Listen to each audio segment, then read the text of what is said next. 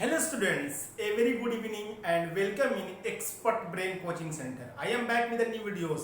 Today we are going to discuss about cross product and it is the lecture number 6 of vector. ये vector का छठा lecture है। हम लोग पढ़ रहे थे मल्टीप्लिकेशन ऑफ वेक्टर।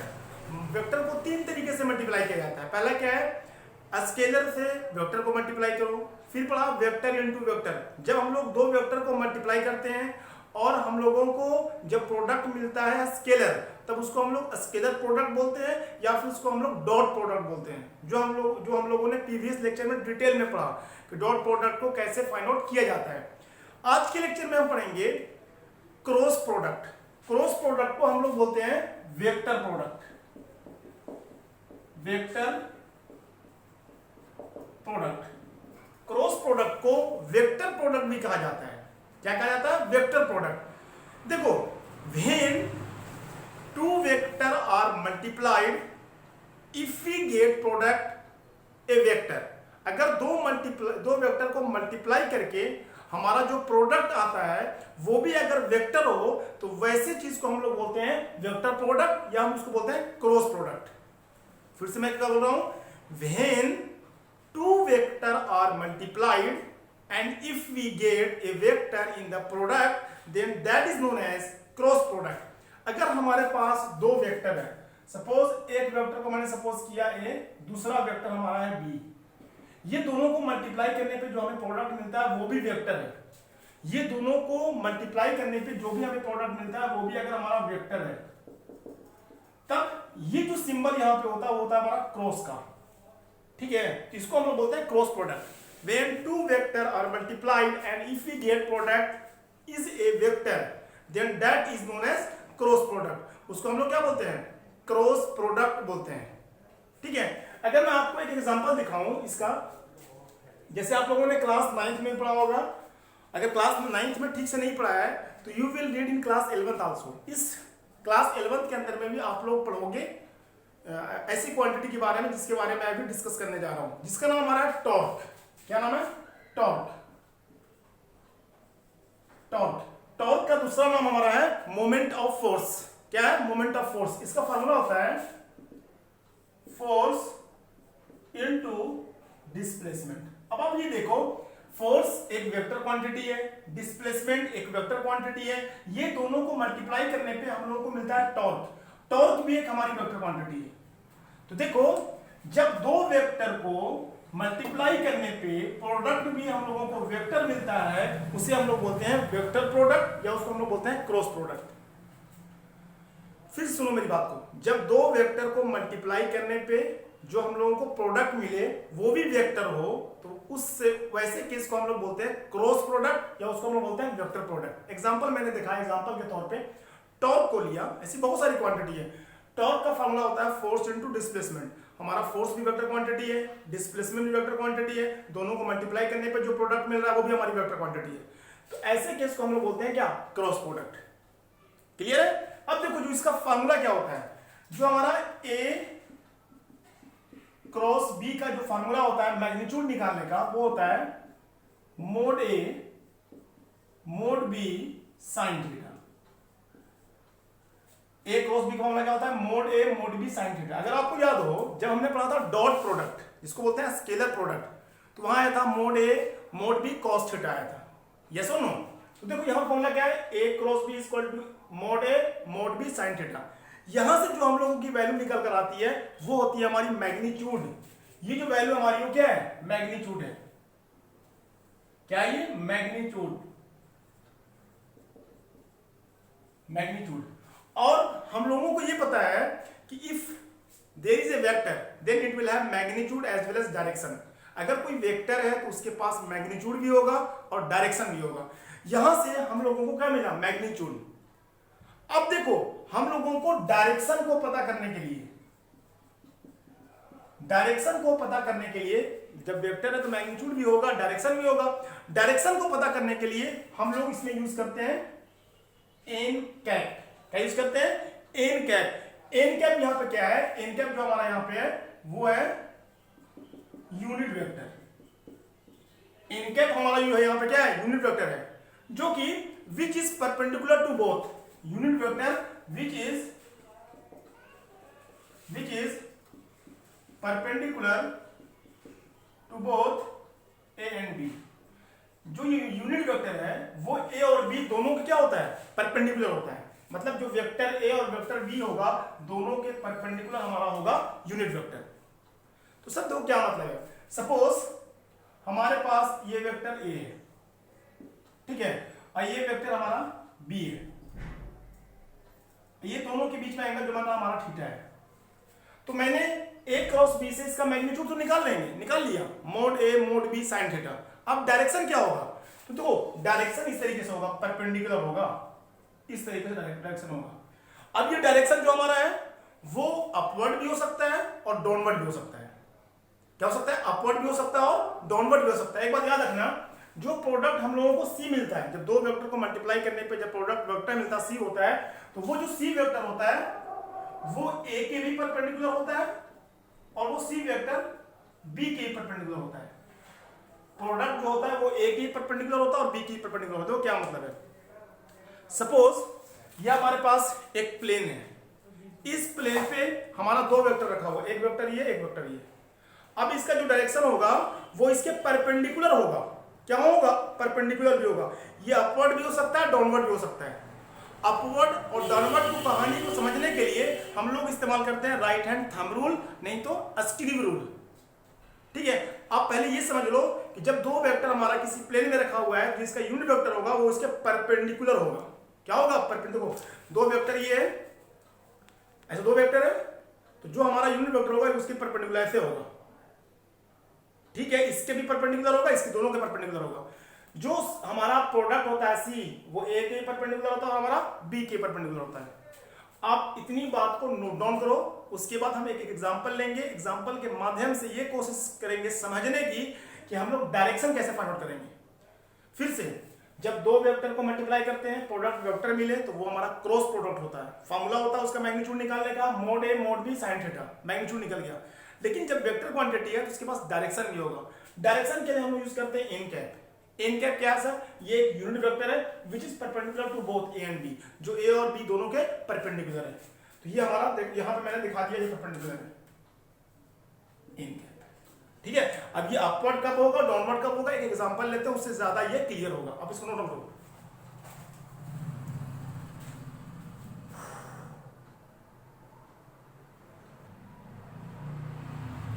देखो, मैंने एग्जांपल लिया, वेक्टर ए का वैल्यू 5 है, वेक्टर बी के वैल्यू 2 है, और इन दोनों के बीच में जो एंगल बन रहा है हमारा 30 डिग्री बन रहा है। देखो हमारे पास दो वेक्टर है, एक ए है एक बी है, ठीक है, ये दोनों का मैग्नीट्यूड पता है, एंगल जो बन रहा है दोनों के बीच का 30 डिग्री है। हमको बोला इसका मैग्नीट्यूड निकालो। देखो पहले मैं निकाल रहा हूं, ए क्रॉस बी, फॉर्मूला क्या होता है, mod A mod B sine theta, ये होता है मोड ए मोड बी और साइन थीटा। तो और साथ में लगा दो आप एन कैप, किसके लिए, डायरेक्शन के लिए एन कैप। अभी हम देखेंगे डायरेक्शन कैसा होगा, एन कैप लगा लो। अभी आप यूनिट वेक्टर है और यूनिट वेक्टर हम लोगों को डायरेक्शन बताता है। तो वेक्टर ए का मैग्नीट्यूड कितना है 5, इसका कितना है 2, और साइन थीटा की वैल्यू होती है हमारी 1/2। साइन थीटा मतलब साइन 30 की वैल्यू होती है हमारी 1/2। ये 2 से 2 कट गया, हमारा ए क्रॉस बी की वैल्यू कितनी आ गई, 5 आ गई। अब हमें ये पता करना है कि इसका डायरेक्शन किधर होगा। तो पहले आप क्या करो, एक इसके परपेंडिकुलर लाइन खींच दो, क्योंकि हमारा दो वेक्टर है, ये दो वेक्टर के परपेंडिकुलर जो होता है वो हमारा यूनिट वेक्टर होता है, दो वेक्टर के परपेंडिकुलर। अब हमें निकालना डायरेक्शन किधर होगा। तो देखो आप right hand thumb rule use करो। राइट हैंड थंब रूल मतलब क्या है, जैसे ए क्रॉस बी निकाल रहे हैं तो ए से स्टार्ट करो, फिंगर को बी तक लाओ, ए क्रॉस बी। देखो ए यहां है, बी यहां, ए क्रॉस बी। देखो ये दो वेक्टर है, ये दो वेक्टर ऐसे, यही वेक्टर ऐसे रखा हुआ है। देखो ऐसे वेक्टर ये है, तो इसको मैं लगा रहा हूं राइट हैंड थंब रूल। ए से उठा के बी मिलाया, डायरेक्शन किधर जा रहा है, ऊपर। तो कहने का मतलब ये है कि यहाँ पे जो एन कैप है, एन कैप कहाँ है, अपवर्ड डायरेक्शन में। इसका जो डायरेक्शन हुआ वो अपवर्ड हुआ। एक तो तरीका आप राइट हैंड थंब रूल से आप डायरेक्शन पता कर लो। 5 है मैग्नीट्यूड, कहाँ है, अपवर्ड डायरेक्शन में। अब हम फाइंड आउट करने की कोशिश करते हैं B cross A. B cross A, B cross A करेंगे तो mod B mod A sine 30 डाल देता, साइन थीटा होता है, साइन 30 डाल देता हूं मैं, तो वैल्यू क्या हो जाएगी, ये b कितना है 2 × 5 × 1/2, तो यहां से भी वैल्यू कितनी आ रही है 5 आ रही है। ध्यान दो, बिल्कुल ध्यान से देखो, बच्चे देखते हैं कि यहां भी मैग्नीट्यूड 5, यहां भी मैग्नीट्यूड 5। अब हम ये देखेंगे क्या दोनों का डायरेक्शन सेम है या ऑपोजिट है। इसका डायरेक्शन तो अपवर्ड आया है। देखो जब a क्रॉस b था तो मैं a से फिंगर को b की तरफ ले गया, जब a क्रॉस b था तो मैंने फिंगर को a से b की तरफ ले गया। इस बार b क्रॉस a है तो कैसे, देखो b से a की तरफ डायरेक्शन कहां जा रहा है, सॉरी थंब देखो, जो b क्रॉस है b से उठाओ फिंगर को a पे मिलाओ, मिलाए a पे, और ये थंब कहां जा रहा है डाउनवर्ड। तो इस केस में b क्रॉस a वाले में जो हमारा डायरेक्शन कहां है, इनका कहां होगा, डाउनवर्ड होगा, डाउनवर्ड। अब आपसे मैं पूछ रहा हूं क्या ये दो वेक्टर सेम है या डिफरेंट है। देखो इसमें मैग्नीट्यूड तो सेम है, वेक्टर को सेम होने के लिए मैग्नीट्यूड भी सेम होना चाहिए, डायरेक्शन भी सेम होना चाहिए। ये दो वेक्टर आपस में, वो क्या कहने का मतलब मेरा है कि यहां पे जो a क्रॉस b है वो not equal to b cross a है। क्यों सर, इसको इक्वल होने के लिए डायरेक्शन भी इक्वल होना चाहिए था। समझ आ रही है बात, नहीं आ रही है। तो हम ये कह सकते हैं cross product does not follow commutative law. Cross product जो हमारा है वो कॉम्यूटेटिव लॉ को फॉलो नहीं करता है, but dot product follow the commutative law. But जो हमारा डॉट प्रोडक्ट होता है, स्केलर प्रोडक्ट होता है, वो कॉम्यूटेटिव लॉ को फॉलो करता है। देखो मैग्नीट्यूड तो निकालना काफी आसान है, डायरेक्शन निकालने को मैं दोबारा एक बार रिपीट कर देता हूं। डायरेक्शन के लिए क्या कीजिएगा, आप right hand thumb rule use कीजिएगा। डायरेक्शन के लिए you will have to use right hand thumb rule. फिर से मैं बोल रहा हूं, दो वेक्टर हमारे पास में है, ए क्रॉस बी निकालना होगा, फिंगर ए से स्टार्ट करो, बी पे मिला दो, ए बी, जिधर थंब शो करेगा वो डायरेक्शन ऑफ कैरेंट होगा, direction of vector, direction direction of vector होगा, डायरेक्शन ऑफ वेक्टर होगा। और जब बी क्रॉस ए बोले उल्टा कर, ये होगा हमारा थंब डायरेक्शन ऑफ वेक्टर। या फिर हमारी एनसीईआरटी टेक्स्ट बुक में स्क्रू रूल भी दिया हुआ है। क्या दिया हुआ है, स्क्रू रूल। तो देखो जब मेरे को बी से ए आएंगे, देखो बी से ए आएंगे तो ये स्क्रू कहां जा रहा है, अंदर जा रहा है, तो क्या होगा, ये इनवर्ड होगा। और जब हम लोग ए से बी जाएंगे तो देखो ए से बी जा रहा है तो क्या हो रहा है, ये बाहर आ रहा है, बाहर डायरेक्शन में होगा। ठीक है, तो स्क्रू रूल से भी आप पता लीजिएगा, जब इनवर्ड क्लॉकवाइज जाएगा तो इनवर्ड, एंटी क्लॉकवाइज जाएगा तो बाहर आएगा। ठीक है, स्क्रू रूल से भी कर ले। अब एक क्वेश्चन मैं दे रहा हूं सिर्फ डायरेक्शन को बताने के लिए। आपको ये बात समझ में आ गई कि जो हमारा डॉट प्रोडक्ट होता है वो कम्यूटेटिव लॉ को फॉलो करता है, बट हमारा क्रॉस प्रोडक्ट कम्यूटेटिव लॉ को फॉलो नहीं करता। Suppose we have two vector, हमारे पास दो वेक्टर है, ये हमारी एक्स एक्सिस है, ये हमारी वाई एक्सिस है, इधर वेक्टर ए है, यहां वेक्टर बी है। अब हमसे पूछे कि ए क्रॉस बी और बी क्रॉस ए का डायरेक्शन बताओ। अब स्क्रू रूल देखो, मैं इसमें एक में बता देता हूं स्क्रू रूल डायरेक्शन को पता करने के लिए। देखो मेरे को ए से बी जाना है, सबसे पहले दोनों वेक्टर का टेल मिलाओ, दोनों वेक्टर का टेल मिलाओ। देखो ए और बी दोनों टेल यहां मिला हुआ है। अब ए से बी की तरफ, ए क्रॉस बी वाला ए से बी जाओ, ए से बी जाओगे तो ये मार्कर को अब घुमा के करना पड़ रहा है, देखो कहां जाना पड़ रहा है, बाहर आ रहा है। ए से बी की तरफ, देखो आपकी तरफ बाहर आ रहा है, तो जो इसका डायरेक्शन होगा वो आउटवर्ड होगा। फिर बी क्रॉस है, बी से उठाओ ए पे मिलाओ, देखो बी से उठाओ घुमाओ इस तरीके से क्लॉकवाइज, कहां जा रहा है, अंदर जा रहा है, ये डायरेक्शन हमारा होगा इनवर्ड। ठीक है, तो आप डायरेक्शन को राइट हैंड थंब रूल से, अदरवाइज आप स्क्रू रूल से भी फाइंड आउट कर सकते हो, वो हम लोगों को बता देगा डायरेक्शन ऑफ वेक्टर। ठीक है, आप इसको नोट डाउन कर लो, कैमरा देख लें। ठीक है, क्लियर है, ये मिटा लो। चलो आप लोगों को क्रॉस प्रोडक्ट समझ आ गया, दो वेक्टर को मल्टीप्लाई करने पे जो प्रोडक्ट हम लोगों को मिलता है, अगर वो प्रोडक्ट वेक्टर आ जाए तो क्या होगा, क्रॉस प्रोडक्ट होगा या फिर वेक्टर प्रोडक्ट होगा। अब हम लोग पढ़ेंगे ऑर्थोगोनल यूनिट वेक्टर। क्या पढ़ेंगे, ऑर्थोगोनल यूनिट वेक्टर हम लोग पढ़ेंगे किसके लिए, क्रॉस प्रोडक्ट के लिए। देखो ऑर्थोगोनल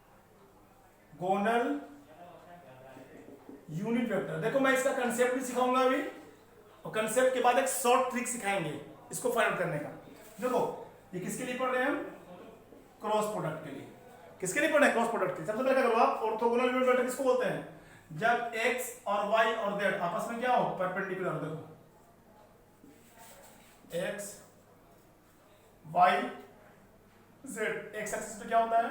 i कैप, y में j कैप, z में हमारा क्या होता है? k कैप होता है। अब देखो मेरे को फाइंड आउट करना अगर हो i इंटू आई, मेरे को फाइंड आउट करना हो j इंटू जे, मेरे को फाइंड आउट करना हो k cap into k cap, तब इसका मैग्नीट्यूड क्या आएगा? तो मैग्नीट्यूड निकालने का फॉर्मूला क्या था हमारा? यहां पर लिख रहा हूं मैं, mod a mod b sine theta.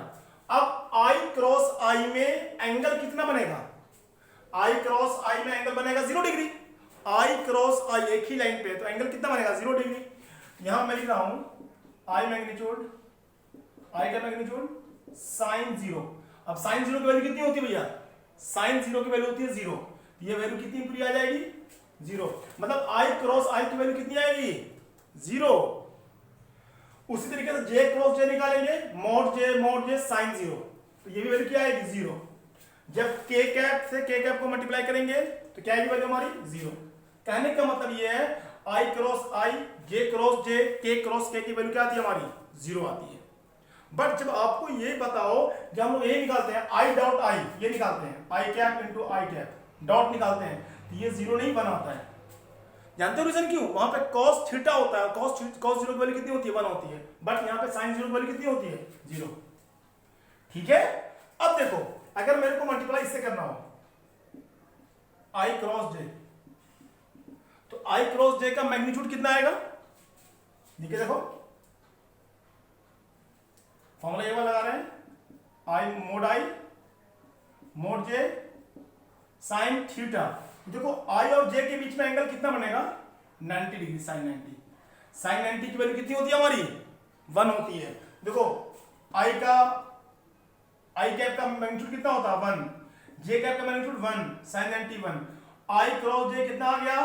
1। i cross j कितना आ गया? 1। मैंने तो मैग्नीट्यूड निकाल लिया, अब मेरे i क्रॉस j का डायरेक्शन निकालना होगा, क्योंकि ये क्या है? वेक्टर क्वांटिटी है। तो वेक्टर क्वांटिटी, तो देखो डायरेक्शन निकालने के लिए हम लोग मल्टीप्लाई कर देते हैं किससे? एन कैप से। एन कैप क्या है यहाँ पे? एन कैप यहाँ पे हमारा यूनिट वेक्टर है। क्या है ये? Unit vector. अब इसका यूनिट वेक्टर क्या होगा? ये तो किधर होगा? अब हमें फाइंड करना i cross j। i cross j का जब मैग्नीट्यूड निकाल लिया, इसको डायरेक्शन निकालने का वी हैव 2 मेथड। डायरेक्शन को पता करने का 2 तरीका है, राइट हैंड थंब रूल और स्क्रू रूल। जो अच्छा लगे उसको फॉलो करो आप। i क्रॉस j, i से उठाओ j, कहाँ आ रहा है ये? इस तरफ बाहर की तरफ आ रहा है, j बाहर की तरफ है। तो यहाँ पे जो हमारा डायरेक्शन आएगा वो आएगा i k कैप आएगा। मतलब i क्रॉस j का जो हमारा डायरेक्शन होगा क्या होगा? k कैप होगा। i क्रॉस j का जो डायरेक्शन हमारा होगा, डायरेक्शन क्या होगा? k कैप होगा। और i क्रॉस j का जो मैग्नीट्यूड हमारा होगा वो क्या होगा? 1 होगा। i क्रॉस j का मैग्नीट्यूड 1 और डायरेक्शन k कैप। क्लियर है नहीं क्लियर है? मैग्नीट्यूड निकालने के लिए फॉर्मूला लगाओ, और डायरेक्शन को पता करने के लिए आप राइट हैंड थंब रूल लगा दो, नहीं तो स्क्रू रूल लगा दो। देखो i क्रॉस j जाना है, तस्वीर देखो, i से j की तरफ घुमाओ, ये कहां आ रहा है? देखो i से j की तरफ, ये कहां आ रहा है? बाहर आ रहा है। तो j k कहां है? बाहर की तरफ है। तो हमारा डायरेक्शन क्या हो जाएगा? k cap. अंदर जाता ना, अगर मान लीजिए अंदर जाता डायरेक्शन, तो ये हमारा होता माइनस k कैप होता है। ये बताएंगे हम, जानिए इसको। अब अगर यही i क्रॉस j ना पूछ के हमसे पूछे, ये उल्टा पूछे, j cross k, j cap into k cap, तो ये आएगा भाई। इस देखो मॉड k साइन 90, j और k के बीच में एंगल कितना बनेगा? 90 डिग्री। x और y और z तीनों आपस में परपेंडिकुलर होते हैं। ऑर्थोगोनल का मतलब ही होता है परपेंडिकुलर। तो यहाँ एंगल कितना बनेगा j और k के बीच में? 90 डिग्री। तो देखो इसका मैग्नीट्यूड 1, k का मैग्नीट्यूड 1 और sin 90 1, वैल्यू कितनी आ गई? 1। इसका मैग्नीट्यूड तो 1 आ गया, डायरेक्शन क्या होगा? तो डायरेक्शन के लिए मैं यूज कर रहा हूं यहाँ पे n कैप, यूनिट वेक्टर है। अब j k देखो कहां है? ये j और ये k।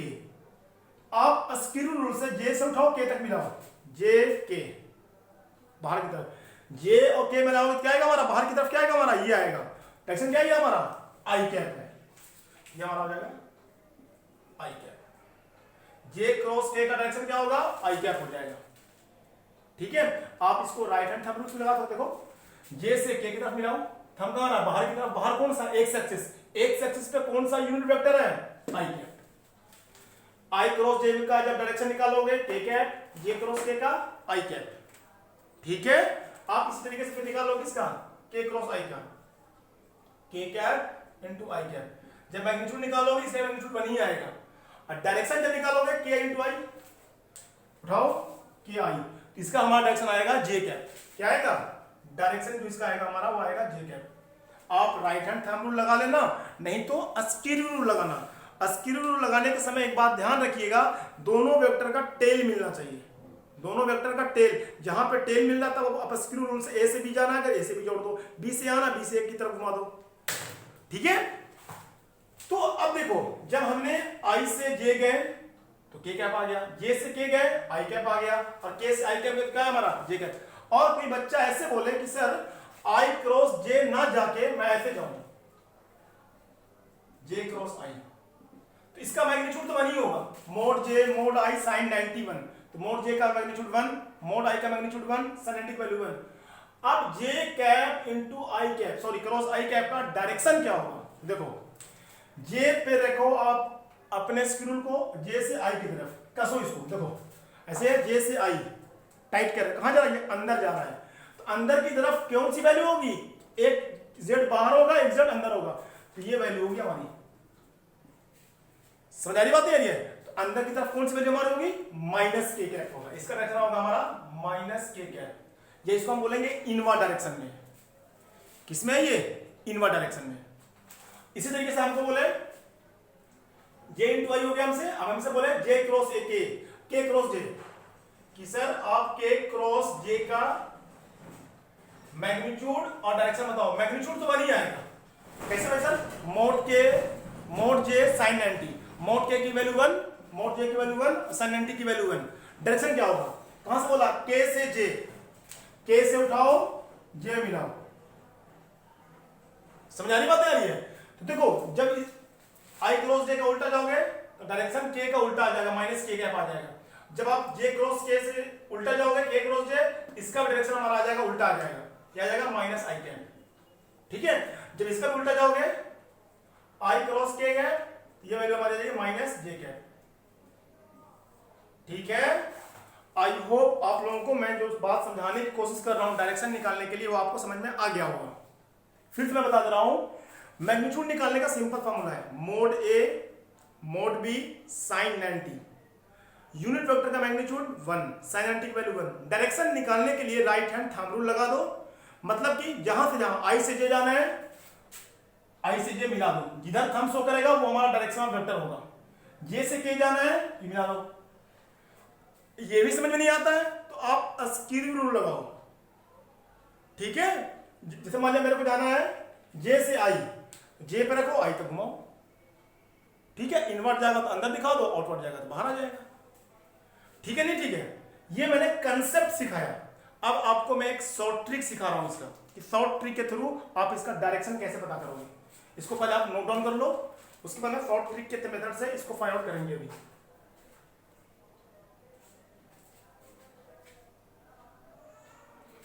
देखो शॉर्ट ट्रिक क्या है, आप इस तरीके से देखो, यहां पे आप आई कैप लिख लो, यहां पे आप जे कैप लिख लो, और यहां पे आप लिख लो के कैप। यह हमारी शॉर्ट ट्रिक है डायरेक्शन। देखो जब आप आई क्रॉस जे निकालोगे, मैं यहां पे लिख रहा हूं आई कैप इंटू जे कैप। जब आप आई क्रॉस जे निकालोगे इसका डायरेक्शन आएगा के कैप। ठीक है, आई क्रॉस जे निकालोगे आंसर क्या आएगा, के कैप। जब आप जे क्रॉस के कैप निकालोगे, जे क्रॉस के कैप, इसका आंसर हमारा आएगा आई कैप। ठीक है, और जब आप इसका के क्रॉस आई निकालोगे, के कैप इंटू आई कैप, इसका आंसर आएगा जे कैप। इजी है ना शॉर्टकट में। जब मेरे को आई क्रॉस जे निकालेंगे डायरेक्शन के कैप, जे क्रॉस के निकालेंगे आई कैप, के क्रॉस आई निकालेंगे तो जे कैप होगा। ठीक है। अगर मैं इसका ऑपोजिट डायरेक्शन निकालूं, ऑपोजिट का मतलब क्या है, अगर मैं निकालूं J cap into I cap, इसका डायरेक्शन हमारा होगा minus K cap. Similarly if we take direction opposite, इसका डायरेक्शन ऑपोजिट लें, किसका, जे क्रॉस ए का, तो इसका डायरेक्शन देखो क्या होगा, के क्रॉस जे कैप, यह हमारा होगा माइनस आई कैप। फिर उसी तरीके से अगर मैं निकालूं आई कैप क्रॉस के कैप, इसका डायरेक्शन ऑपोजिट होगा, इसका डायरेक्शन हमारा होगा माइनस जे कैप। ठीक है, ये शॉर्ट ट्रिक भी काफी आसान है। जब मेरे को आई क्रॉस जे कैप का डायरेक्शन निकालना होगा तो सिंपल लिख दो के कैप, इस तरीके से। ये हमारा होगा क्या, क्लॉकवाइज डायरेक्शन में ये वैल्यू, और ये हो जाएगी हमारी, ये क्लॉकवाइज में वैल्यू है और ये हमारी एंटी क्लॉकवाइज में है। ठीक है, तो मैंने आपको कॉन्सेप्ट भी सिखा दिया और शॉर्ट ट्रिक भी सिखा दिया आपको। अब इसके ऊपर में कुछ क्वेश्चंस की प्रैक्टिस करेंगे हम लोग। क्या करेंगे, कुछ क्वेश्चंस की हम लोग प्रैक्टिस करेंगे, पर इसको नोट डाउन कर लो आप।